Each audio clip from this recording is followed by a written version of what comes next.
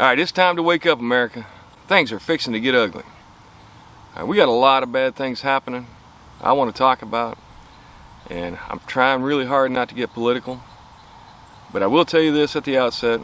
Just going to throw my little politics out there and you can do with it what you will. But everybody, and I mean everybody that we currently have in government needs to be fired. I mean, fire them all. Now, what do I mean by that?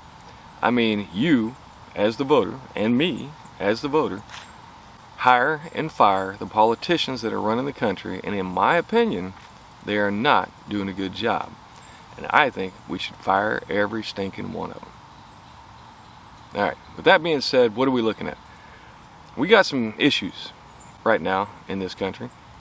We got gas prices going up, we got inflation going crazy, we got the stock market taking a dive, housing's going through the roof, both buying houses and renting.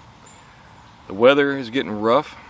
We got droughts coming. We got droughts that have been here for a very long time in some of the most critical areas of the country. And now we're talking about power shortages, where we're not going to have enough electricity to go around, and we might have rolling blackouts this summer.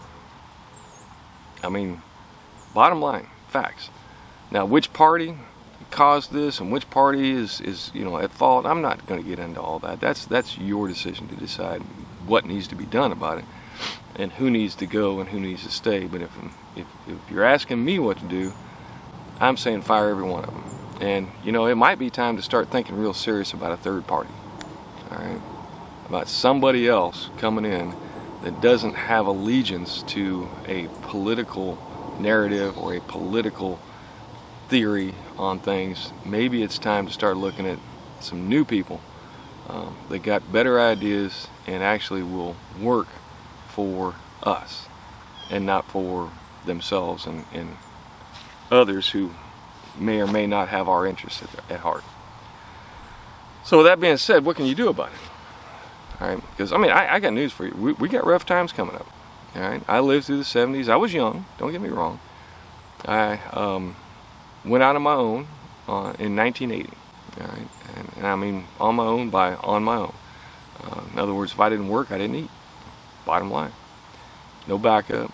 Nobody there to cover me. Nobody there to take care of me or feed me if I got hungry. All right, and the 80s sucked. It was really hard to get a job, like I think it's fixing to be here soon. I've already started to see some layoffs happen. But I gotta tell you, this isn't the end of the world. We're not freaking out, oh my God, what are we gonna do? No, that's not where we're at. But we do need to start thinking about what are we gonna do to try and fix things, okay? Well, not necessarily fix things as much as survive things. Because there's just not a lot you and I can do to reverse trends or to try and fix the problem. And in fact, there's not a lot not a lot that can be done about some of this, even on the political grand scheme of things. All right, and some of the solutions that they're going to come out and offer may not be good solutions. So with that being said, some of the things you can do, all right, first off would be to grow a garden. And you're like, oh, okay, here we go. He's a gardener, so he's telling me I gotta grow a garden, save my life. Well, I'm gonna tell you that if you grow a garden, you fix a lot of different problems. If everybody in America would grow a garden like what we did back in the 40s, with the victory gardens, start growing your own potatoes, start growing your own veggies, your tomatoes and your cucumbers and your fruits and all the other vegetables you can grow your own greens. If you started to grow a garden, that would relieve a lot of the pressure on the system. Everything you get at the grocery store has to be trucked in. All of that comes from gas. All of that, of course, is going up in price because of the fact that it's costing more to ship it. Well, I don't have to ship anything from my backyard into my kitchen. I just walk out, grab it, and take it back into the kitchen. It's a great way to relieve the pressure on the truckers, relieve the pressure on the fuel supply, and give you healthy, good vegetables that are essentially free. And yes, I know, it ain't free to garden. Yes, it is. You can garden for free, just like your grandma and grandpa did, if you go about it properly. And that's one of the things I try and push on this channel is, look, you don't have to spend a lot of money to grow a garden. You really don't. I know everybody thinks, oh my God, I gotta fertilize this, and I gotta do that, and I gotta buy this bug killer and that bug killer, and I gotta you know, I got to get this and that. No, look, go buy some seeds, dig up a spot, throw them in the dirt, they'll grow. Okay?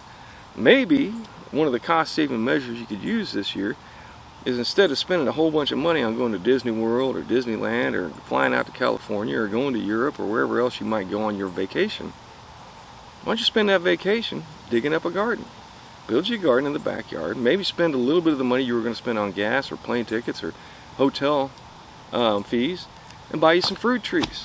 Yeah, they probably won't provide for a couple of years, but get you some fruit trees in the ground and they'll provide fruit for you for years. That's a great investment. Okay, these are some of the things you can do.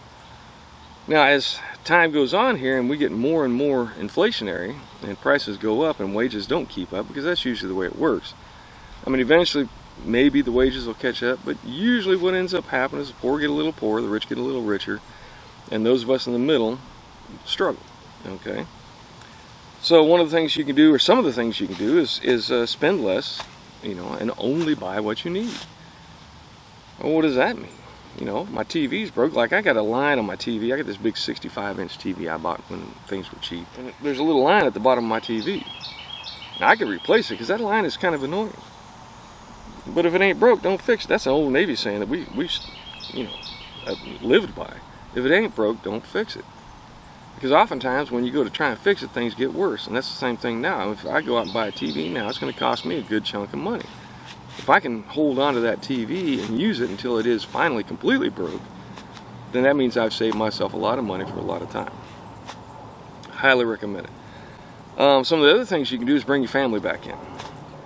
Now, I know a lot of people are like, oh, hang on now.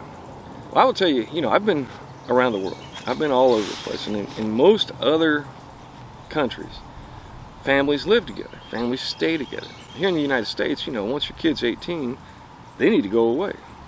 Why? You look at the immigrant families here in the United States, and a lot of the families stay together. They stick together. When I went out on the first date with my wife, who's Hispanic, I'll tell you that I got there at the appointed time and she wasn't ready yet. So it took her 3 hours to get ready. And you're thinking, okay, not a big deal. Well, at the time, I was a 26-year-old sailor looking to date their 18-year-old white guy from Kansas, looking to date their 18-year-old Hispanic granddaughter, daughter, niece. And when I got there, let me see, there was grandma, grandpa, there was an uncle, 3 aunts, her niece, and her sister, all at the house. All right, and various and sundry other kids, all of them living in the same house. And in fact, she shared a room with one of her aunts. And that's how they managed to get by. You know, keep in mind, this was still in the 80s, back in '88. And, you know, times were still tough. And it helped them out a lot to have all of them working together to provide for the family. And this is something that we can do today, you know. For a while there, when we lived at our other house, I lived with my daughter and her husband, and then my other kid. All right, so we all lived together, so there was 5 adults living in one 4-bedroom house. And there was enough space. I mean, yeah, we got in each other's way from time to time, and there was a little bit of friction from time to time, but all in all, it was a pretty good experience, and we did okay. It would have been nicer to have a slightly larger house, and I'll be honest with you, it was nice to be able to move to this house, and, you know, now they stayed in the old house. And to be able to kind of spread out a little bit more. But worst comes to worst, if things got really ugly, I'd move them back in with me and we would deal with it that way. And this is a very viable option for a lot of people. And then, like I said, you know, worldwide, this is a common practice. And then the advantage to that is when a family sticks together like that and pools their resources, they can achieve a lot more if the family contributes to the family. And it also tends to make families more valuable. Right now, the value of a family name in America is little to none in most instances. And that, to me, is kind of a sad situation. All right. But anyway, so that's one of the ways you can save some money, is to, you know, bring the family back in. That adds income streams. Now, if you don't want to do that, another thing you can do is start, you know, picking up some other income streams. Like, if I really wanted to, if I really pushed on this garden, I could be selling vegetables. I could be selling fruit. I could be selling a lot of different things. I could be selling plant starts, seeds, a lot of different stuff that I could be selling out of the garden. And I don't, because mostly I just don't really want to put the effort in for the minimal amount of profit that I can make, though it is a very potentially profitable business. Particularly if you have a larger area where you can actually grow what's called a market garden. And I mean, in fact, and it's particularly if you had a bunch of family together, and I had more, than just myself and my wife working the garden, you could really put out a lot of food in a small area and probably make a good chunk of money. All right, but there's other income streams like this YouTube channel, for example. Well, I'm not making any large amount of money on it.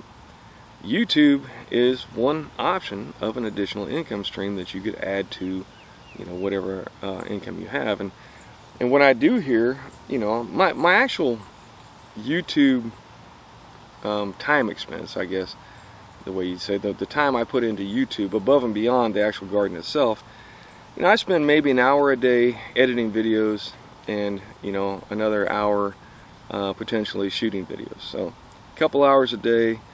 And I only do it like every other day, every third day. So you're talking, 8-10 hours a week is really all I put into it. And if I can grow this to the point where I have an income stream coming in, then that's a fantastic thing. And it doesn't have to be about gardening. I mean, you can do anything from politics to beauty advice to car repairs, home repairs, a million different things that that you can do to increase your income via YouTube. But I know that a lot of people don't really pay attention to the news, and I'll be honest with you, I was the same way for the longest time. Yeah, okay, whatever, politics, whatever. I don't deal with politics.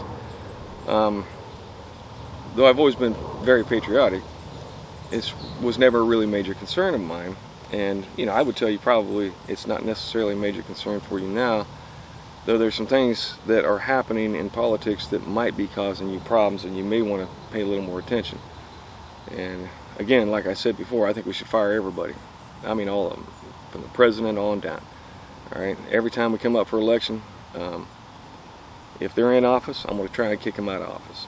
That's just my take on things. Unless they can present me with some compelling reason to keep them in. And that would have to include the idea that they have my interest, mine, not the company or not whatever else, but that they're actually looking at my concerns and issues within my life and within your lives, and that they are actively seeking to enhance my situation. All right. If that's not the case, boom, out. I think they need to go. All right. We got a lot of bullshit going on right now, and the politicians are paying attention to the wrong things, in my opinion. All right. Right now, the number one issue in America should be inflation and gas prices. That should be what people are paying attention to, and it's not. We're paying attention to everything else, and that's just a sideline to try and keep the masses quiet. Okay, yeah, I know we got inflation. We'll figure something out. Don't worry about it. We'll take care of it. All right. And I think that's total bullshit. I think that is not the way this country was set up to run. Just my political opinion. So with that being said, though, there are some rough times coming. Like I said, we got droughts, we got weather issues, we got power problems, gas is going crazy, inflation's going high, stock market's going low, housing is costing a lot more. It's time to pay attention. It's time to see what you can do to get ahead of this now, and to try and take care of you and your family so that this doesn't come back and bite you in the ass. All right. I guarantee you in the near future you're going to start seeing layoffs. And in fact, I heard recently that Revlon is going Chapter 13, and several other companies have started to do layoffs. And this will happen. I know it happened in the 70s and 80s. It was really hard to find a job. All right.